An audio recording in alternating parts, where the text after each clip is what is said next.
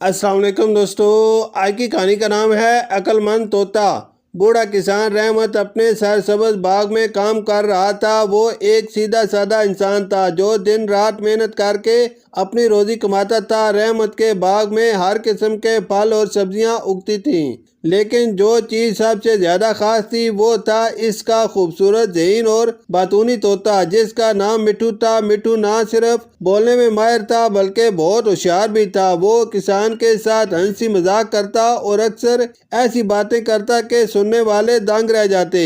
ایک دن رحمت بازار سے سودا سلف خریدنے گیا۔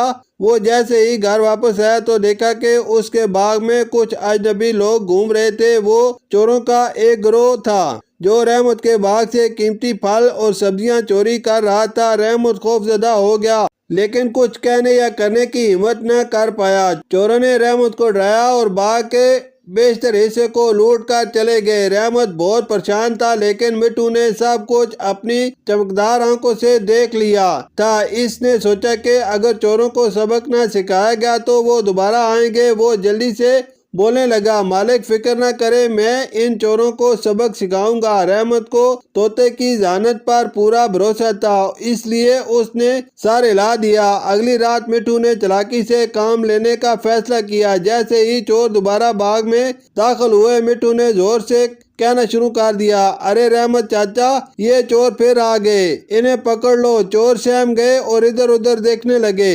وہ سمجھے کہ کوئی انہیں دیکھ رہا ہے، لیکن جب انہیں کوئی نظر نہ آیا تو وہ دوبارہ پھل توڑنے لگے۔ مٹھو نے دوبارہ چلا کر کہا، رحمت چاچا جلدی آؤ، چور تمہارے آم توڑ رہے ہیں۔ اب کی بار چوروں کے ہاتھ پاؤں کانپنے لگے۔ انہیں لگا کہ واقعی کوئی آدمی آس پاس چھپا ہوا ہے۔ انہوں نے جلدی سے وہاں سے بھاگنے کا ارادہ کیا، لیکن جیسے ہی وہ باغ سے نکلنے لگے، مٹھو نے ایک اور ترکیب سوچی۔ وہ اونچی آواز میں بولا، یہ چور بہت خطرناک ہے، پولیس کو بلاؤ۔ پولیس آ گئی۔ یہ سنتے ہی چور بدحواسی میں باغ کے کانٹوں میں پھنس گئے۔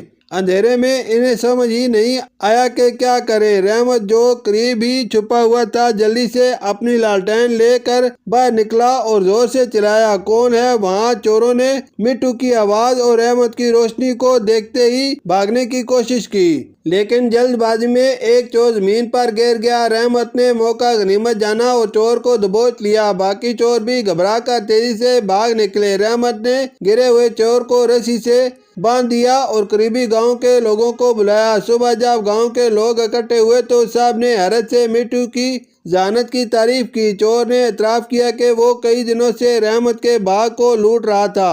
رحمت نے چور کو گاؤں کے سردار کے حوالے کر دیا اور چور کو سخت سزا دی گئی۔ رحمت نے خوش ہو کر مٹھو کو میٹھے بیج اور تازہ پھل کھلائے۔ مٹھو نے خوشی سے پر پڑپڑائے اور کہا، اب دیکھو کوئی چور دوبارہ آنے کی ہمت نہیں کرے گا۔ رحمت ہنسا اور پیارے سے مٹھو کے سر پر ہاتھ پھیر کر بولا، واقعی تو میرا سب سے عقل مند دوست ہے۔ اس کے بعد پورے گاؤں میں مٹھو کی ہوشیاری کی کہانیاں سنائی جانے لگیں اور لوگ دور دور سے آ کر اس طوطے کو دیکھنے لگے۔